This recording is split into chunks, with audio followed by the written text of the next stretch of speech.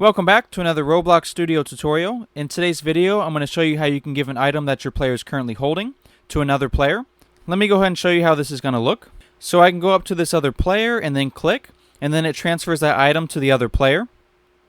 And I can do the same thing again by having this player go up to the other one and then click to transfer the tool. Alright, so let's go ahead and dive in and see how we can do this in Roblox Studio.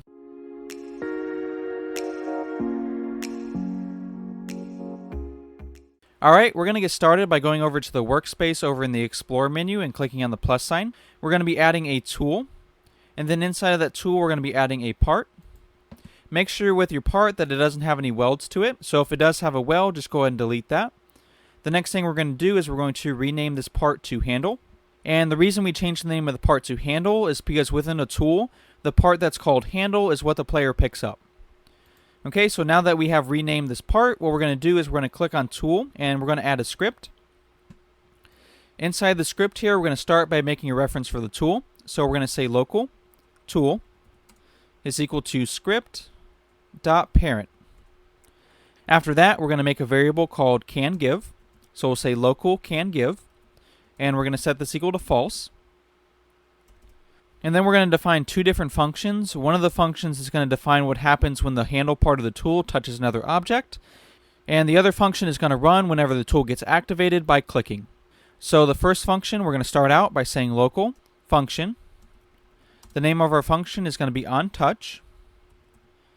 Inside the parentheses, we're going to pass the parameter other part. So whenever this part gets touched, other part will be whatever other object touches the part. Inside the function, we're going to say local humanoid is equal to other part dot parent, and then we're going to say colon find first child, which is a, inside the parentheses we're going to put humanoid.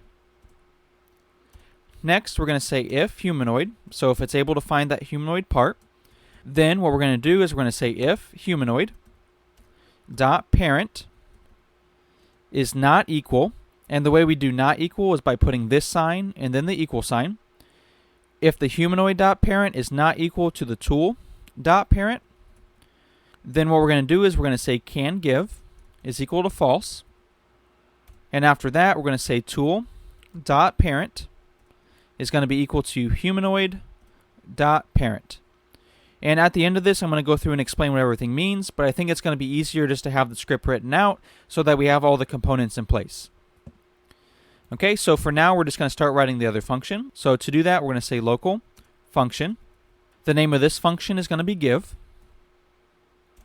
Inside this function, we're going to start by saying local str, which is short for string, is going to be equal to instance.new. Inside the parentheses, we're going to put string value. Next, we're going to say str, which is what we just defined right here. We're going to say str.name is equal to tool, and then anim, short for animation. Next, we're going to say str.value is equal to slash in quotation marks.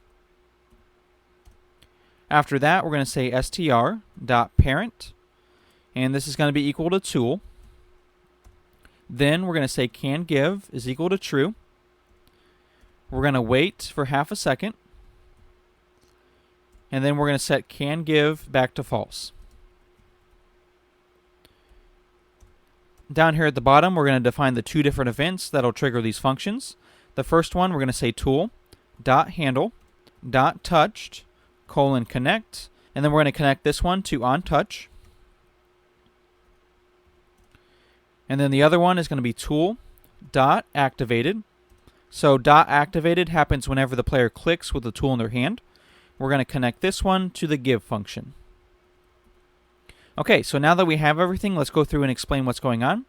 We're going to start by taking a look at this function here. These first four lines right here place a slash animation whenever the tool gets activated. And also when the tool is activated, we're going to set canGive equal to true for half a second.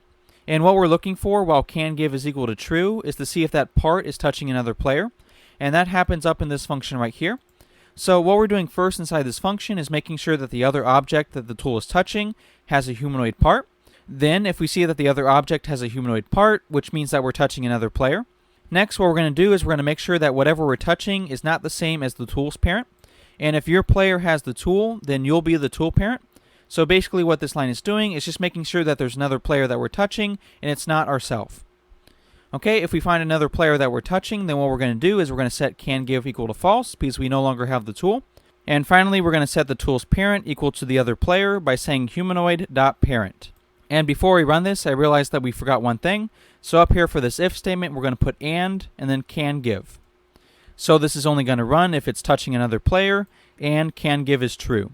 And we're setting canGive to true whenever the tool gets activated. Alright, so let's try it out one more time just to make sure we didn't make any mistakes. Okay, so let's test it out. So I'll have this player pick up the part, and then I'll try to transfer it to this player by clicking. And I see when I do that, then it transfers it to the other player. And I can transfer it back to the original player by going over to him and clicking.